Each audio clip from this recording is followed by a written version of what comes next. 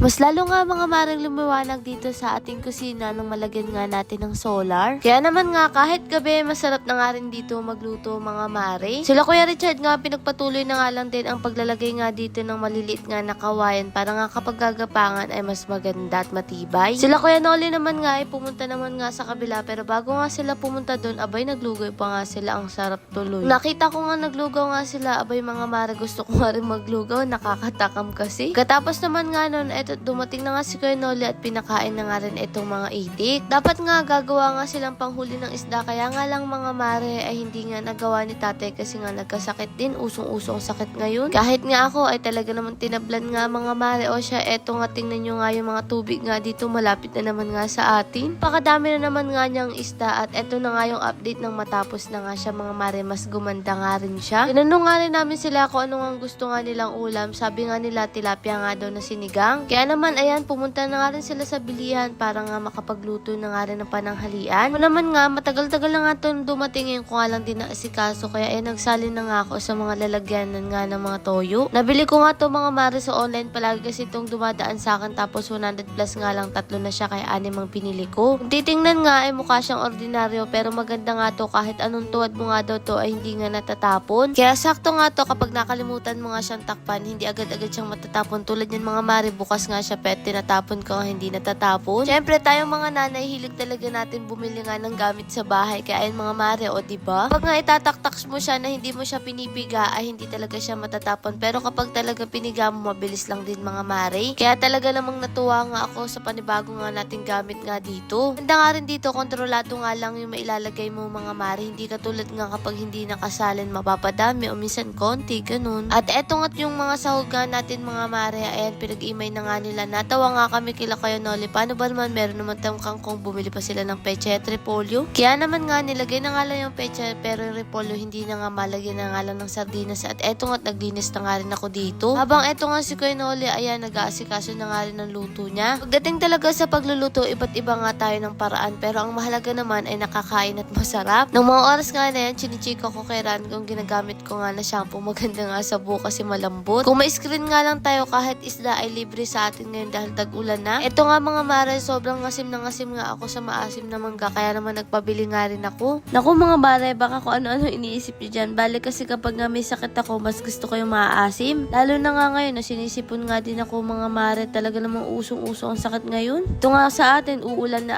araw kaya hindi rin maiwasang magkasakit. At ito nga si Kuya Noli, pagkakulong ay nilagay na nga rin itong peche at kangkong. Kangkong tuloy sitaw pala mga mare. Okay na nga yung mga gulay at eto hinango na nga rin yan, makakain na nga rin tayo nito. Kaya kung mapapansin nyo, wala nga si tatay dyan at si Kuya Richard din, masakit nga din daw ang ulo. Kaya sabi ni Kuya Richard, mamaya na lang nga daw siyang kakain kaya nauna na nga rin kami. Ganito rin ba sa inyo mga mare, kapag may nagkasakit ng isa tapos unti-unti yun magkakasakit kayong lahat? Yung tipong kada may pagaling, merong kasunod naman na magkakasakit. Sa pagkakatanda ko, unang-una si Kuya Mark, sumunod si Eric, hanggang sunod-sunod na nga yun mga mare. Kaya nga kahit si Gail mga mare, hindi talaga napalampas. Ilang araw na nga rin na hindi kami pinapatulog ng maayos kasi talagang nagmumurit siya. Alaman mo talaga kay Gail kapag masakit siya kasi sobrang tamlay niya. Dahil hindi naman talaga iyakan si Gail lalo kung walang nararamdaman. Kaya naawa nga kami kasi nga hirap na hirap nga siyang matulog kahit gusto niyang matulog. Nung napansin nga namin yung gums niya sa baba ay parang namamaga. So ayun nga, nagkakasinat-sinat siya tapos mga 2 beses na dumi sa isang araw. Pero sabi ng doktor, wala nga daw kaugnayan yung pagkakaroon nga ng lagnat sa pagkakaroon ng ngipin. Pero kapag nga hindi pa rin talaga okay at tumaas nga yung lagnat niya, dadalhin namin sa ospital. Kahit nga mga mare, hindi nga ganun kaaraw ay binilit ko pa nga rin yung solar para nga magkailaw. At eto nga mga mare, gumagawa na nga rin sila dito na magiging lalagyanan nga natin ng mga kaldero para hindi nakakalat dito sa harapan. Nakakatuwa nga lang din ay talagang saktong-sakto yung mga kahoy nga na nabili nga natin. Kaya naman ayan, nagsukat-sukat na nga sila dyan para nga sa ganun ay kasyang-kasya talaga at hindi magkamali ng sukat. Magkakasama na nga sila para nga mas mabilis pang matapos. Kinagabihan nga sinubukan ko nga yung solar tapos nakita namin mas maganda nga to sa kusina kaya sinubukan nga namin doon. Isa lang kasi yung solar nga dito mga mare at doon pa ngayon sa gitna nga ng lamesa kaya banda dito sa kusina at lababo madilim talaga. Kaya naman dito na nga lang natin ilalagay yung 2